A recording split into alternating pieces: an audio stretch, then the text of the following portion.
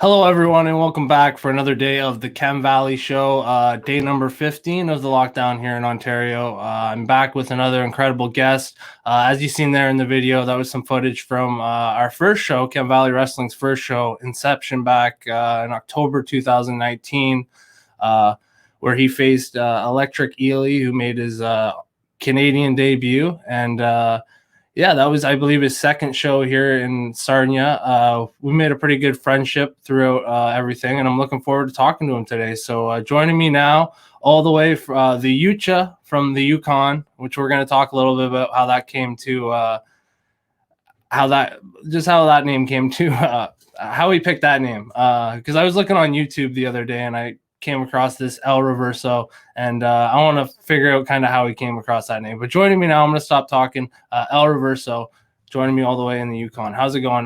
We originally had this interview planned for last night, but I totally forgot the time changes and stuff. And with your training, we had to switch it up to now. So that's okay. My bad too. My bad. No, thank you so much for joining me now. I appreciate you taking some time out of your gruesome training schedule. How's everything been going? Oh, it's been tough. It's been pretty tough. Training is one of the harder things to do in the lockdown and everything. One of the places where I did train was at the YMCA. There's a lot of them all over Canada. So, having my membership there, but the one that's close by, it closed. So even just getting a training done has been a difficult challenge. Sometimes, you're like Rocky in Rocky 4, where he's facing Ivan Drago in the north, getting ready, doing the log sprints through snow. You know what I mean? So you're kind of improvising a lot. Luckily, my girlfriend actually, she got me a bench for home because I have a lot of free weights and everything like that. So she got me a bench where I'm able to do that kind of stuff here at the house now, so I'm not missing out completely. You're pretty critical in your workouts too, because I remember last year I had the opportunity. We went down to, I think it was in Niagara Falls for Border Town Wrestling. Yep. Yeah, we went down for that trip, and I remember that because you drove backwards the entire way. Drove in reverse. Scary as heck for you, yeah. Oh yeah, absolutely. But you knew what you were doing, so I didn't question it. Where was I going with that? Training, yeah. So what has the training been like, I guess, through all this? So the training, that's where I was going with that. You were working out, you're pretty critical on your workout schedule and whatnot, with how many you get in a day and whatnot. Let's start off with talking a little bit about that. What is your workout schedule and routine? Because you work out at, you started out, like, your wrestling career, was it Border City Wrestling? Yep. Yeah. I came down to Windsor because it was, I still think when you Google best wrestling school in the world, that Can-Am Wrestling School pops up as the number one. So all of you people who are looking up what's the best one, that was the one. And so I came down to Windsor to train there. And just right from the inception, they teach you to have a pretty strict training regimen. You know what I mean? They teach you what it takes to get involved in the business, and how much work it details and takes it to maintain like a persona and a career in this industry, because it's one of the hardest things that anyone can ever do. And unless you can prepare yourself both physically and mentally for that challenge, then it you know what I mean, you'll find yourself enjoying it from the sidelines. Which is, before you took off to the Yukon, did you live down, like, or did you go to shows down there? Like, how did you hear about Can-Am Wrestling School? Actually, I did not go to very many shows until I was in high school.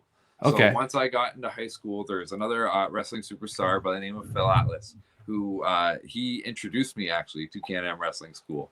I was trying to find that video earlier that you showed me.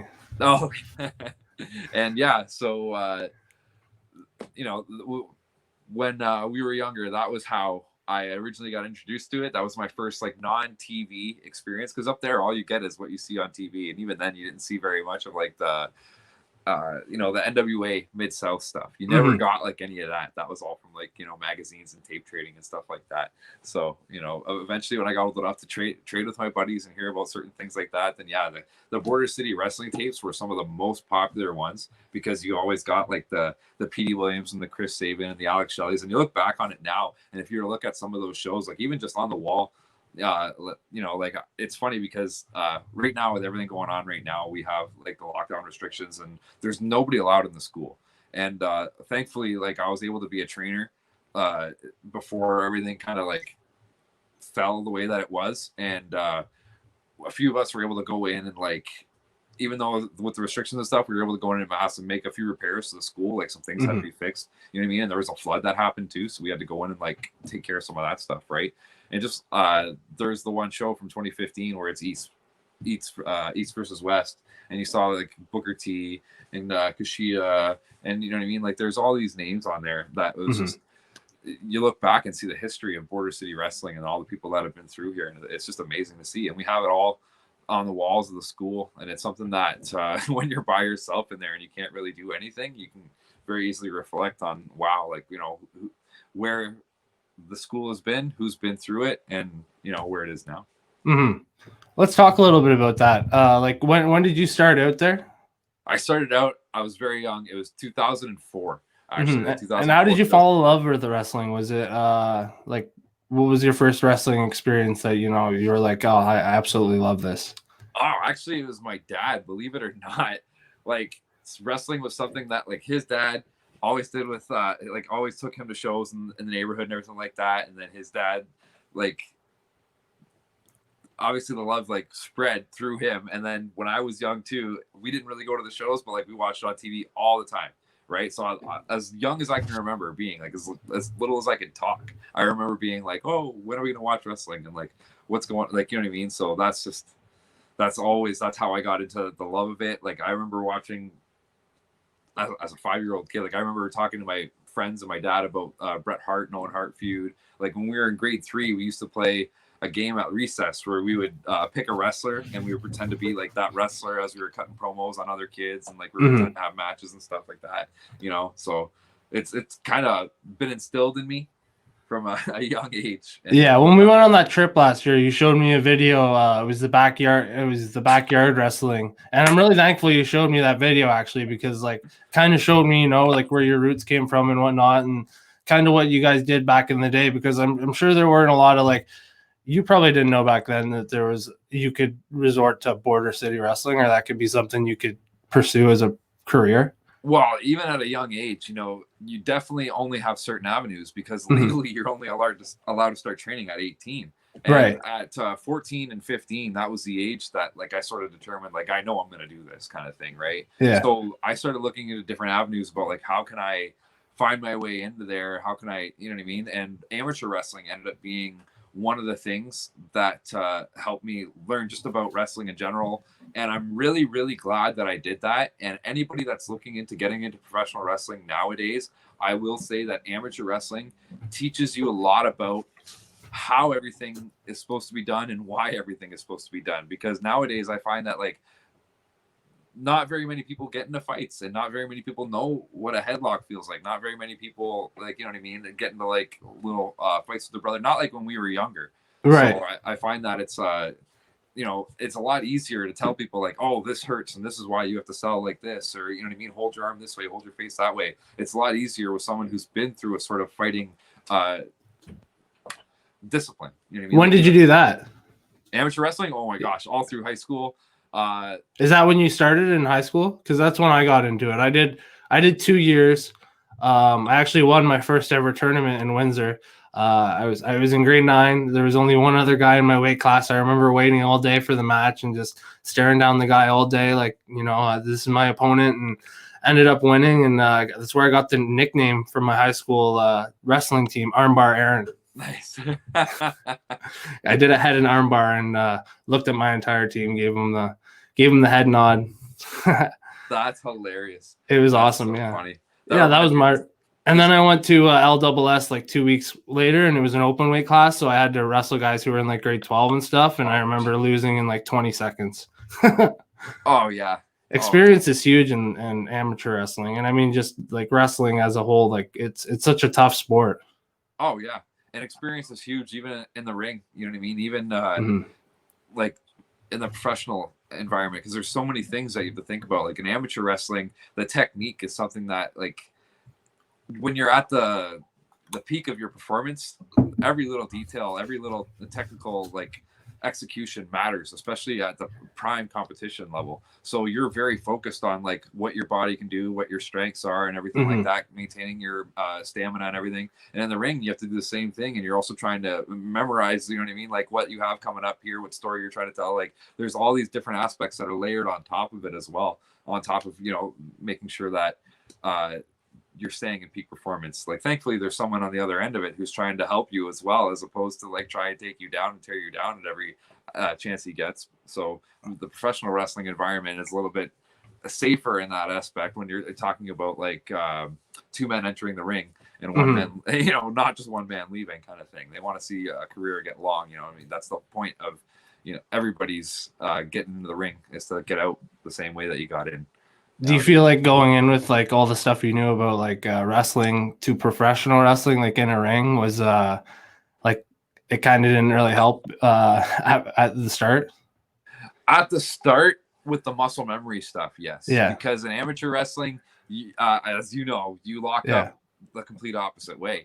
But in Mexico, you learn to lock up the right hand way, you learn how to do arm drags the right hand way and everything like that. So I actually found that it helped me because especially doing the masked character, I did it right from the start, except for my very first match. With my masked character, I was able to utilize certain Mexican techniques in my repertoire, and it just blended really naturally. So there's certain things that I can do really easily because of that. But then also, when I first started training, we did everything left-handed, where it was like clotheslines, arm drag, like everything was left-handed. No, like even certain like punches, you know what I mean? Like the jabs were always left-handed. You know, big one was with the right, so that way, you know, like that. But clotheslines were always left-handed. And now, because it was drilled into me so often, and that's not an amateur wrestling move where we did something right-handed, that was just like a professional wrestling move. Now I can't throw a clothesline right-handed because I had practiced it with the left hand so much, and I had nothing of a background that was opposite of that. Now all my clotheslines have to be left-handed. I can't do one right-handed. Oh wow. Yeah, that's crazy. But that's how training does. Yeah, for sure. Where did you go for like when you were amateur wrestling? Actually, I went to St. Anne's High School. There was this coach there who because there's a club here in Windsor, and that was the Windsor Wrestling Club. But I had a few friends that were on there, and they told me that I was better off staying with this high school coach for the couple of years that I had him. And then after that happened, I had made enough of a bad name with the coach of the Windsor Wrestling Club that he didn't like really want me to come. So I ended up just kind of like helping out with the amateur at the high school at St. Anne's High School there. I stayed there for a couple more years and finished out my wrestling career there. So yeah, I did all four in high school though. I loved it so much, obviously. And did you know in high school that wrestling was something you wanted to pursue as a career? Or? Oh yeah, actually, for me, I look back on it and I wonder why I never thought amateur more so. I never tested it longer. I always I wanted to be a pro wrestler to the point where even we had someone from Border City Wrestling who was involved in like ticket sales and stuff like that and marketing. Every once in a while they would stop by the high school and talk to me and Phil and Jerry, and they'd watch practice and this and that, and they'd be like, oh, so you guys are still planning to come to the school, eh? You guys are, you know, at 18 years old, you guys are coming in. So, you know, it was always something I definitely knew I was going to do. I never gave the amateur and the freestyle amateur as much of a thought as I did always the professional. Do I remember you telling me a story about you kind of dabbling towards the promoter ways when you were younger? Like a little story about that, Scott? Yeah, tell us a little bit about that. Okay, so when I was 18, we had a project for reminds me a lot of me, to be honest, because this sounds exactly like me as an 18-year-old kid. Like, oh, it's funny because I came actually really close to doing it, but it was Scott who shut it down. Believe it or not, it was Scott. And I had gotten all the resources that I had needed, even the insurance, believe it or like I had a company that was willing to help in the insurance, because it ends up being a tax write-off when the way that I had done it, where they were helping for a school project and everything.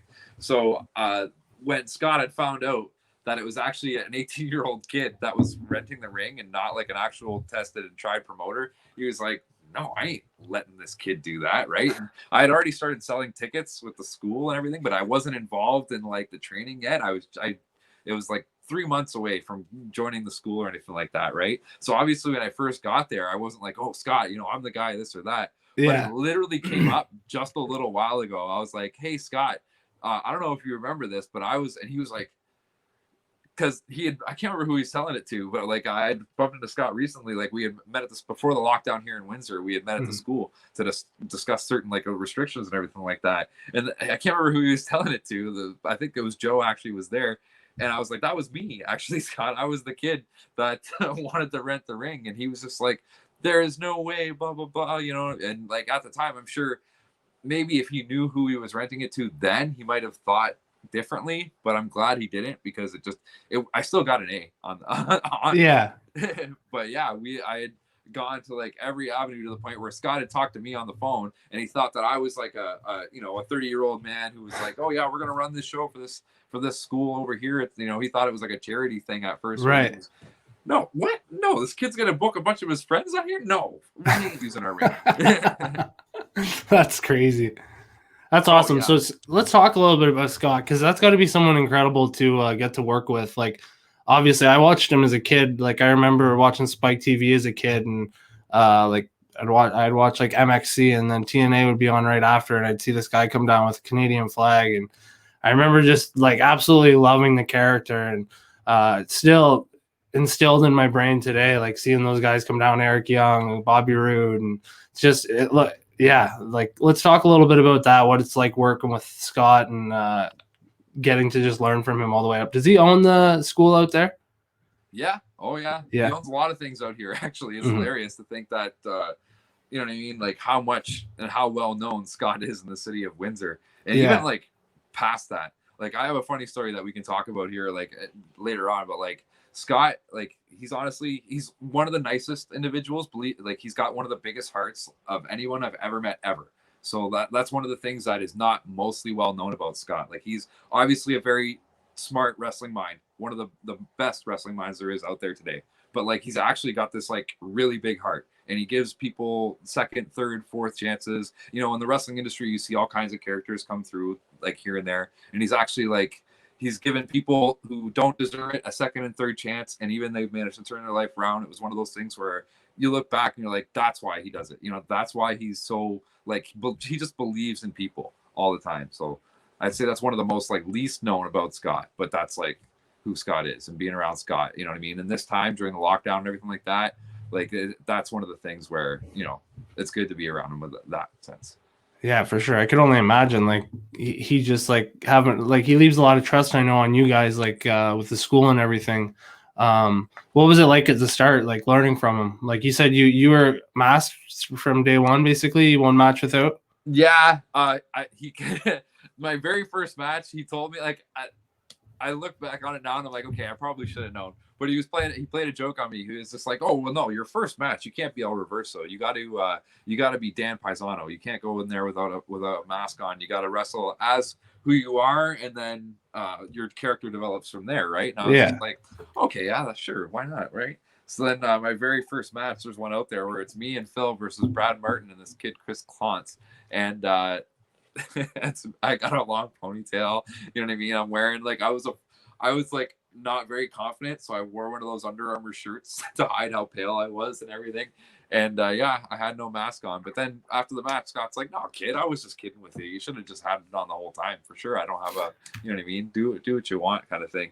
That's one of the things that Scott's always felt, that a person's character just bleeds from who they are. And one of the things that happened, I think it was about 9 months ago, before the lockdown, was they're talking about how with Impact itself and the characters, that the wrestlers actually own the character. You know, and it's not something that the company's going to fight to retain. It's not something that they're going to fight in court to make sure that you can't go out and make a living off of afterwards. Like your creativity and your creative atmosphere, like that's yours and that belongs to you. And that was something that, you know what I mean? That's a big key of like Scott's always believed that. So I know that when Impact was talking about doing that he was a big proponent of that actually happening. So that's awesome. Mm-hmm. That's awesome. Well, let's talk some other stories, some other cool stories before we go into talking some Chem Valley wrestling and whatnot. All right. So how well Scott D'Amore is known. So there's been some work recently, I don't have to hide this or anything like that, between Impact and AEW, where they had, you know what I mean? Like, so they were in talks for a little while. And when all that was happening, I got to hear a little bit about behind the scenes, and it was pretty interesting to hear Scott go, yeah, Tony Khan actually, you know, his dad, he actually bought this company from like my uncle and this and that, and like, oh, he knows like this people in Windsor, and like they actually knew of each other like before the whole like talking of the Impact Wrestling and everything. Like they knew of each other just from like owning businesses in Windsor and things of the sort. Like it's just Oh wow. think, yeah, how small the world it actually is, to the point where I guess like Don Callis was on the phone with them in the conference call and just being like, do you guys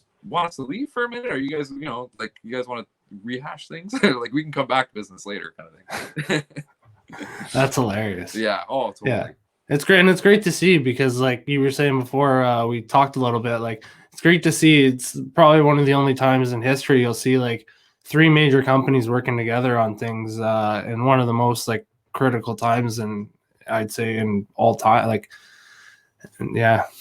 Oh yeah, that's one thing. You know what I mean? Like people's lives and livelihood have to come to an importance. You know what I mean? And things have to get done, and they don't want to see anybody struggle. Like they don't want to. And there's a lot of people just on the other end of it too who love having that content on a daily basis to help as an escape. You know what I mean? So there's a lot that was, you know, riding on just making sure that some sort of avenue can continue to be pursued by these, you know, by these individuals, because like, geez, like everything, as you know, is just completely shut down. Like the independent scene, like some of the people that deserve to be in the ring still the most, they have to sit on the sidelines and watch. You know what I mean? Because yeah, and that's what breaks my heart the most, is seeing guys like, you know, you, Jock Sampson, who I had on the show before. Like I guess there's a lot of the guys are Aiden Prince isn't wrestling right now, is somebody else who is like, yeah, you know what I mean? Like it's bummer to see. And like, I mean, like you said there, indie wrestling was especially here, it was really starting to pick up steam over the past few months. Let's talk a little bit about Sarnia and your experiences here. Before that, let's talk a little bit about some more Windsor shows, because I think those happened a little bit before. Obviously, they happened before the Sarnia shows, because that's where most of your career happened. But let's talk about those shows and just about your career on the indie scene in Ontario. What was your first like promotion you'd say you worked with? Oh, luckily enough for me, it was Border City. City, yeah, that actually, I look back and I didn't realize how fortunate I was at the time to have that as my first promotion, because it's as close as you're going to get to a major promotion in general without it being an actual like WWE, or like, you know, at the time it was WCW. It was very well like organized and very well done, obviously, because Scott was doing it. So when you get to the other independent shows on the scene, they brought in some huge names back in the day, like, oh my gosh, yeah, incredible. Jerry Lynn, Tommy Dreamer, Rhino. They were like constant, you know, Sabu here and there.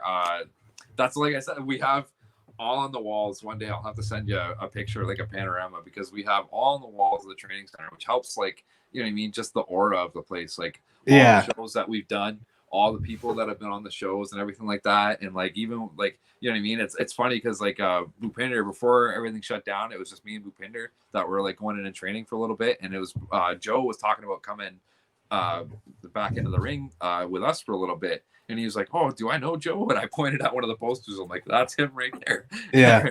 So it's cool to be able to do that. And like, yeah, it's nice. Like, he went and wrestled in Japan, right? Yeah, Joe wrestled in Japan. Yeah. And where is he from originally? Originally, he's from Michigan. Michigan, yeah. Okay. Yeah, and then he started training with us like back in 2005, maybe 2006. I want to say, if it was 2006, it was early 2006. Because I remember I just finished my training and I was starting to do some shows, and I was on some of his early shows, like him, John Bolin. I was on some of the early shows. I was in one of Joe's early matches. I want to say that's another really cool thing about Border City Wrestling, is there's been so many like great wrestlers that have come through there and like kind of started their career, like kickstarted their career there. Like, what has it been like working with some of those guys like throughout, like even at my show, I remember like just the connection you and Tyson Dukes had. I could tell it was back from the Can-Am days.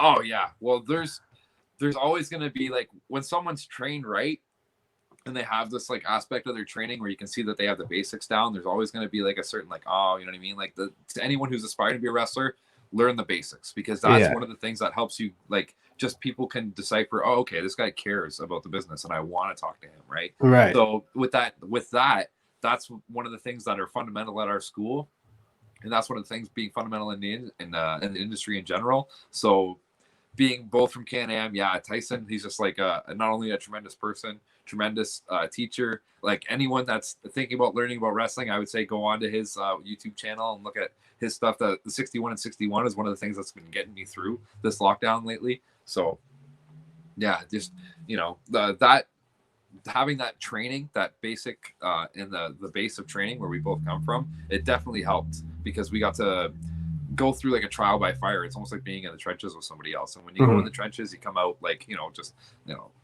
together strong. Who have been some of your favorites to work with along the way, like, or who have come through the school for even just like a seminar or something?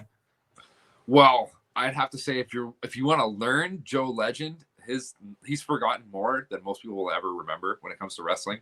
Joe Legend's probably my favorite, like at the top. That's why I have to list him first. Sorry, one second. I'm going to grab my coffee. Joe Legend is probably the best, I would say. And then P.D. Williams was one of the nicest, willing to stay with you after class as long as you want, help you out with your character, promo work. Like P.D. Williams was the guy that was like approachable to anybody about like wrestling. Like if you had like you wanted to learn, P.D. Williams was one of those guys. Alex Shelley, for him, like he was so intense and he was so like on his like game all the time anytime he was in the school there. So if you ever were like you wanted like just to finish and polish and move off or anything like that, he was the guy to approach. You know what I mean? Like it's just I feel spoiled because I feel almost like I'm dropping names of all these people that have been here. You know what I mean? But like I was in a way I was really spoiled. Like all these guys were there and it was just like a tremendous tool to have becoming a wrestler at the time because I feel it did help develop me into who I am. Sure, and I think it definitely really helped develop Border City Wrestling too. Do you think like looking back at where you guys were, did you ever think you'd get to where where you guys were, like say with your 25th anniversary show, having that big of a lineup and like just producing shows like that? I'd say not the heights. Not even at the heights. No. Oh, I just got my 20% alarm for my phone. Let me get right charger. Yeah, no worries. But yeah, I would say definitely not the heights that we were at. I mean, it's just amazing to think that we came from the shows. Like, for me, I had this like really big transition where I went to Edmonton for a long time. I think I talked about it, where I went to Edmonton for a long time. And in that time frame, I got to see like a big difference just in how Scott ran the shows and everything. And he had a headset when I came back, whereas he didn't when I left. And that's just like a minor thing about like how professional, like even then it was. Like back in the day, like we always tried to utilize anything that we had to our advantage to make sure that the show was better. So even like when I came back to see Scott with that headset, that was one of those moments where it was like, hasn't changed, still the best it's going to be, so. Yeah, that's awesome. For sure. What was the match you had at that 25th anniversary show? Were you in the ladder match? I was supposed to be. I think I was supposed to be a part of that match, but unfortunately, like that was one of those things where I remember that. I don't know if you remember that match that I had with Josh Alexander, where the last man standing match. I broke my wrist, and that was like 3 weeks before that show. Was that a PWA? Yes. Yeah. Was that PWA? Yeah, and yeah. So you guys had a couple brawls there. Oh my gosh, yeah, we had 3 or 4 matches. Yeah. So and like that last man standing matches is probably one of my favorites in my career, like just in entirety. You know what I mean? It was a tremendous one. So I look back on it and I don't regret it, but it kept me off that card because I broke my wrist and Scott wasn't letting me in the ring with a cast on, no matter if it was a show or practice or whatnot. I can't tell you how many times that I would go into practice and I would put my stuff on and Scott would look at me and he'd be like, "You still have your cast on?" And I'd be like, "Yeah." And so he'd be like, "Well, what are you going to do?" I'm like, "Oh, I'll run the ropes, maybe do some chain." He's like, "No, like, no." He'd be like, "Do you have a doctor's note saying you can come back? Then don't get in the ring." And I'd be so mad, you know what I mean? But I was like, that's just how much I like wrestling. So I'd sit on the sidelines, help some of the younger guys go with their chain, like some pointers and stuff like that. And that was what I would do then. But, Yeah, that's what kept me off. I think I was supposed to be in that ladder match, Mhm. maybe in that ladder match, or maybe something else. I don't know, but that would have been amazing to be part of, to see Prince, like, probably from the ground if I was Yeah. on Phil's team or something. I don't know, Mhm. looking up, but yeah. Yeah, I did see, I think I seen from the where was I going with that? Um I believe it was at an Impact taping, I think. I don't know if it was a Border City event. Was it you were in the tag team match with the North, and I want to say Sheldon was your Sheldon, partner? yeah, Sheldon, Okay. yeah, he was actually, believe it or not, I don't know if you're a Big Brother fan, but he was on Big Brother, Sheldon. Yeah. Okay, yeah. I don't think I've watched. I might have watched it once or twice, but that's pretty cool. Yeah, I remember that match though, because I don't think we knew each other at that time, and I remember being very scared for you. I think I think it just looked a lot worse than it did. You landed on your head and was oh my god, that I have a funny that's story what I'm about talking that. about here. I thought that was maybe was that an Impact show or was that Border City? That was an Impact show, actually, believe Okay, it or not. yeah, because I So remember I don't think we knew each other at that point, and I was like, I think I messaged Josh after. I was like, man, is that guy okay? Like, he probably was like, yeah, he's an idiot. Because right after that happened, like, me and Ethan practiced it, right? And yeah, like, the way that we practiced it, I was like 1, 2, 3 in my head, and then I went back and he helps push a little bit as I land on my feet and whatever, right? So in my head, I don't know why, for some reason, like in the match, we didn't communicate about the timing or anything. I was just like, yeah, he's gonna do 1, 2, 3, but we didn't really do that. He was like, because it's the finish of the match, like, you want to, like, the intensity's going and everything like that, right? So we didn't communicate about the timing of it just right. But I don't even need a push. Like, most of the time, I can kind of pretty much just go on my own and half kind of make it, right? So what happened was, I started to lean back, and then Ethan pushed a little bit early, so I just kind of like tipped myself back just to be able to get there, and I got my hands down, and you can't really see from the angle that they showed on TV that I got my hands down, obviously, because I want to make it look like I killed myself. But yeah, I got my hands down, and Scott comes running to the dressing room after, and he slams open the door. He goes, "Are you okay?" And I was like, "Yeah, Scott, I'm all right." He goes, "Good, because I'd hate to have to call the ambulance to stop the show because you're being a dumbass." I remember you telling me that story too. So I'm sorry to bring that up, but it was definitely I didn't know you at that point. I was as a fan, I didn't know what happened, and oh yeah, it was. I remember going out after too, and everyone's just like, "Dude, look at this angle," because they were replaying it on the monitors. They're like, "Look at that!" And then my buddy taped it from the thing, actually, from the bleachers. So I was able to, like, oh, this is my buddy's video. Watch. So I was able to show some. They're like, "Oh yeah, don't show that." Well, obviously you didn't do too much wrong because you'd worked Josh, like we said, in PWA a lot, and I enjoyed your matches that you had with him at Impact, and I think that led to, I remember George saying to you when you got to Sarnia that you coming down to Sarnia for the first time for this match which was actually the first ever Chem Valley Wrestling championship match. That was back. Was that was the first show you were on, right, in Sarnia? Yes, yeah, it was, and it helped too that Aiden Prince and Dustin was on the show there, Quicksilver, because those guys I had worked before too, just like on the independents. So when George had asked them about him, you know what I mean? They're like, "What do you think?" Prince always is like, "Yeah, of course, Reverso. He was trained at Can-Am, you know what I mean? Like, he's a pro. Like, you're gonna want to bring him, you know." And Quicksilver was like, "Yeah, he wasn't that bad in that match." And then, like, so when we had that triple threat, you know what I mean? Like, that was one of the things, yeah, that did open up the door to Destiny. And we had so much fun, thankfully, you know what I mean, since. And yeah, it was just, I think in general, that weekend helped open up just to some people what I was able to do. You know, I saw like a real general push in bookings, a real general push in like attention directly after that. Mm-hmm. And I'm glad we got to make that connection because it led to me being able to bring you down for the first Chem Valley Wrestling show, and we kept on doing some stuff together. You came down and did this for me last year. Mm-hmm. That was a fun time at the mall, which unfortunately we didn't get to open that store this year. Yeah. But yeah, and then yeah, we had our show where you won this match, which is probably one of the craziest matches in Chem Valley wrestling history. The contract on a pole match, which I wanted to bring up and I wanted to talk about today because tomorrow, I don't know if you looked at the contract recently. You did message me about a week ago saying that it expires on January 10th. So that's tomorrow. And I guess we have to figure out, we have to come to like an agreement on what we're going to do here. I guess we're just going to have to extend the time or something.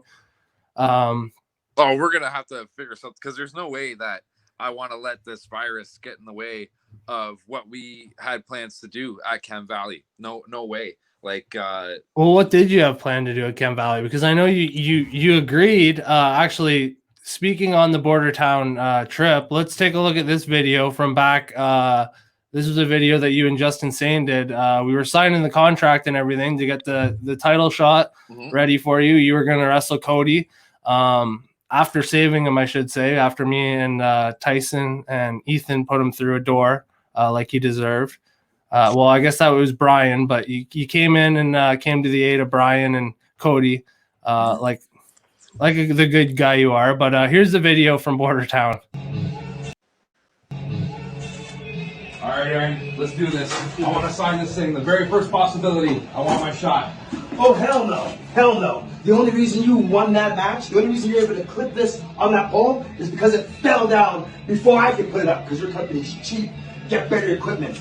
Be a man, put this on the line, and earn it. You think you would have beat me if I hadn't fall down? Yeah. Well, I'll show you at the next show, and I'll reverse your opinion, and I'll beat you for that shot. Stick to your word. I'll see you in that ring. It's on.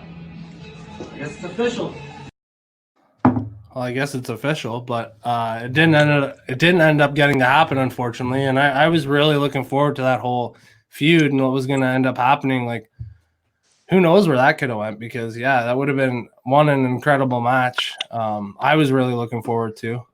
Oh, thank you. And like that's one of the things like you alluded to, like I'm the good guy. I like to do the good thing. And like that door thing after the, you know what I mean? Like that's an after the match thing. Like that's just putting salt in a wound. You know what I mean? So like, that's one of the things like, I know when enough is enough.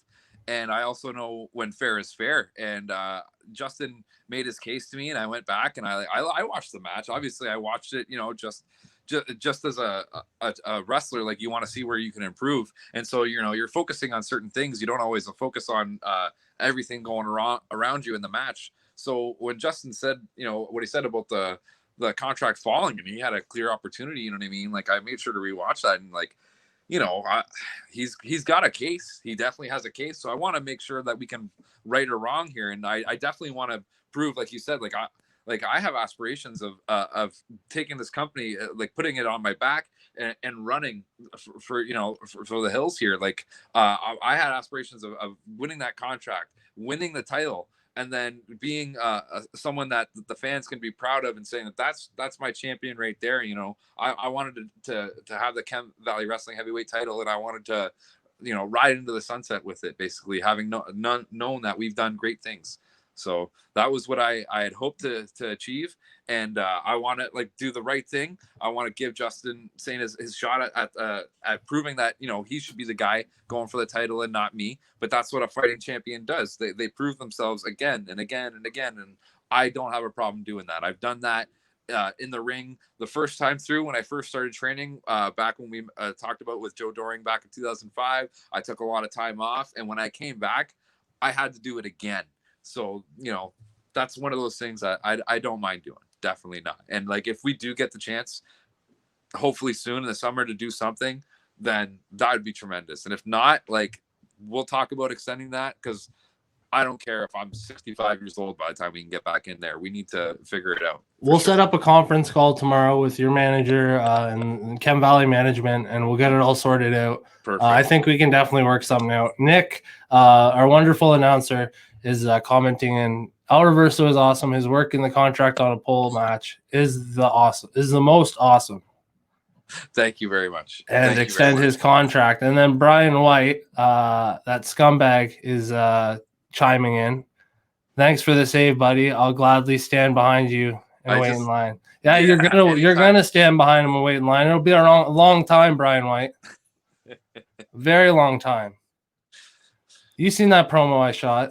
Mm-hmm. Yeah. Well, Well, I have aspirations. So anytime Brian White wants to come and hang out, like anytime he wants to tag with me, for sure. I know that you guys have had your differences, but I know that my direction is taking him and me probably on the same path. Like I know he wants those aspirations as well, so I can see us, you know what I mean, standing together.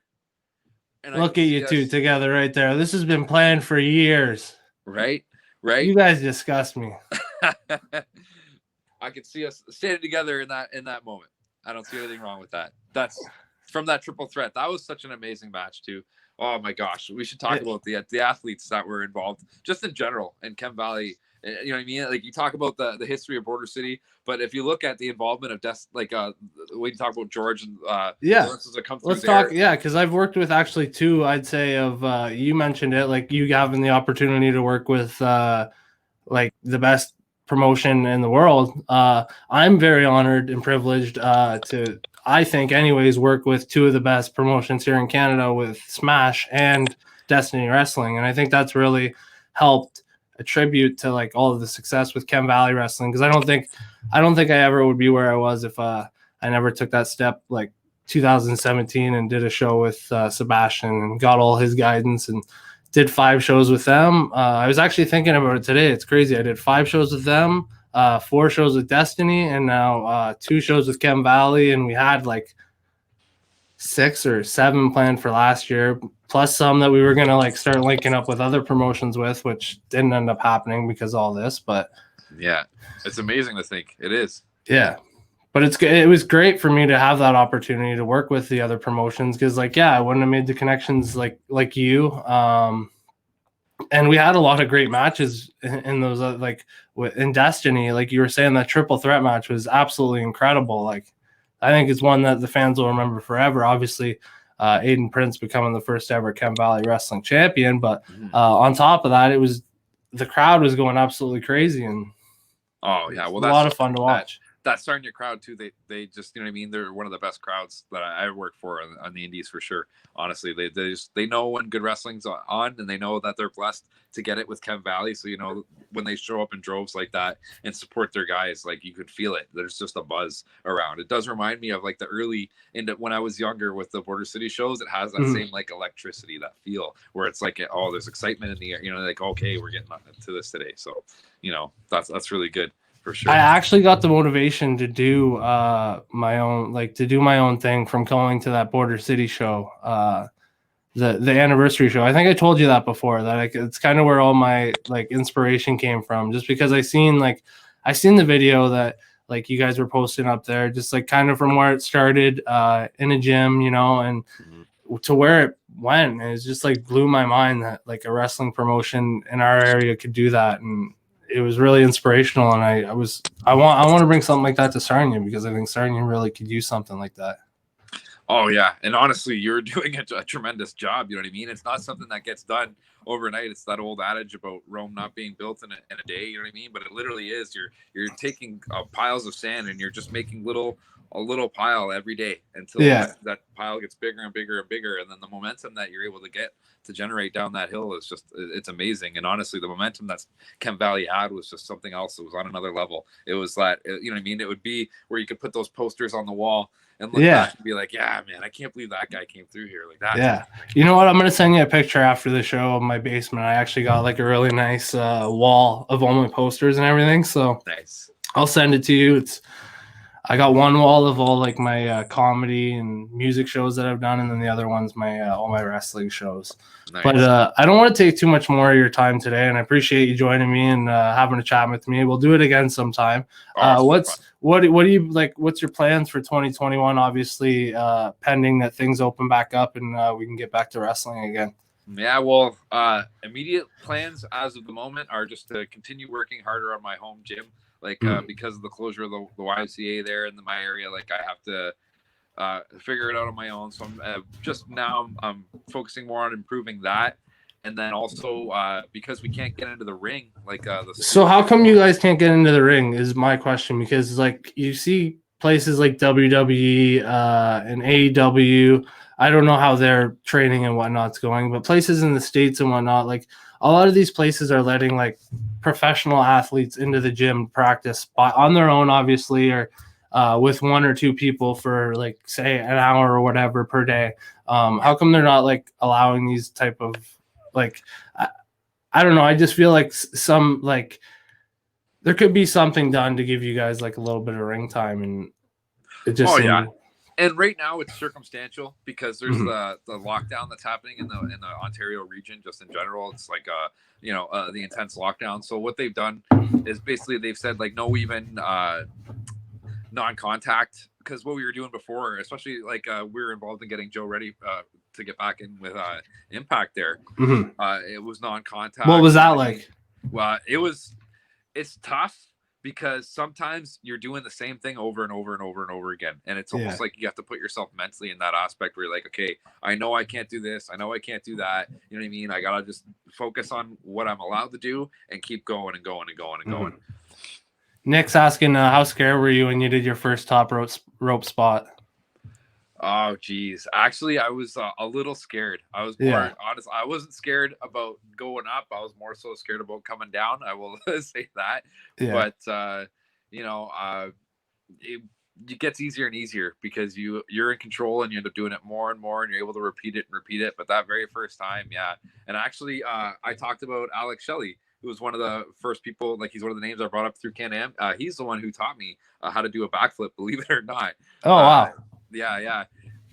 He was always telling me I'm not the most, like high flying a wrestler or anything like that. So this is what I had to do. And I he had these praying hands and he watches his hands all the way as he goes over like that. And yeah, like it helped me just like go clean and everything. And yeah, I'd say that once you practice certain things and have certain levels, because like even then in the school, what we do is we have guys like hold your back and help you go onto a crash mat at first. You know what I mean? So we have levels to work you up to that point.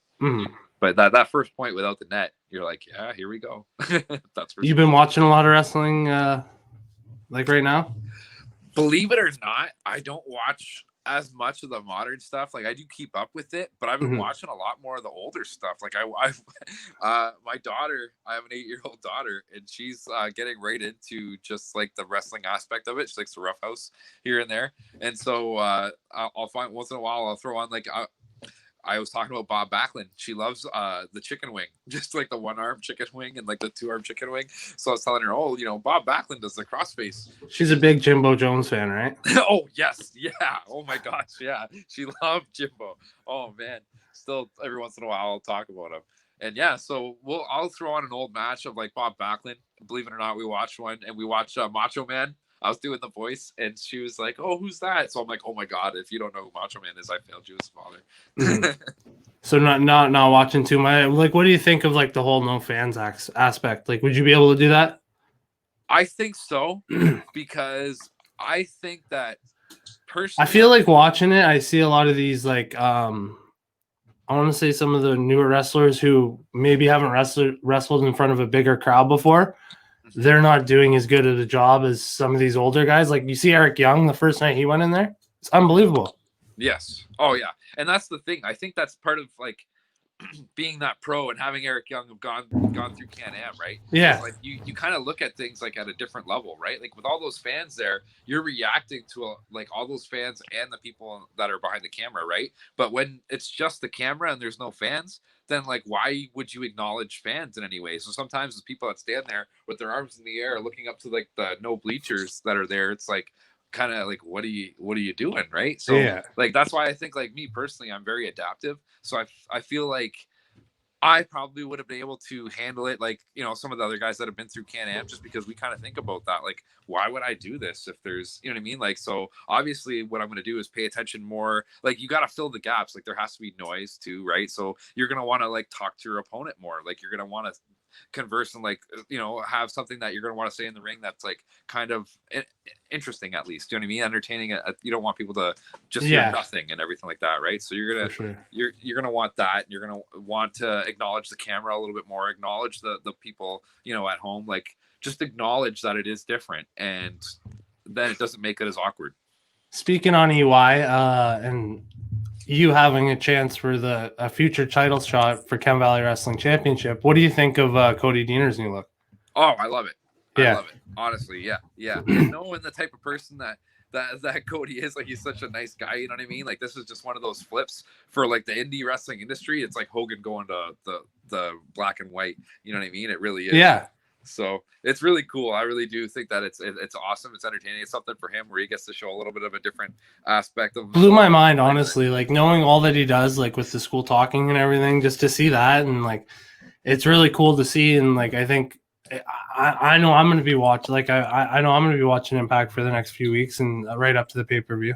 Oh yeah, that's the strength of Impact Wrestling is its story writing, its character work, its development. You know what I mean? Like, that's one of the things I think that wrestling in general, like, this has challenged wrestling in overall, and a lot of people are coming through really, really well with this challenge.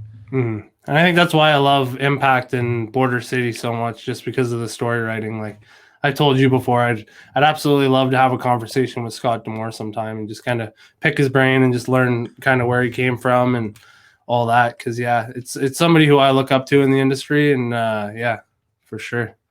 Oh yeah, well, hopefully I can work that out. I know that he's got, like I said, one of the biggest hearts in the world, and anyone that loves the industry like you like it, I know that he would love to spend the time.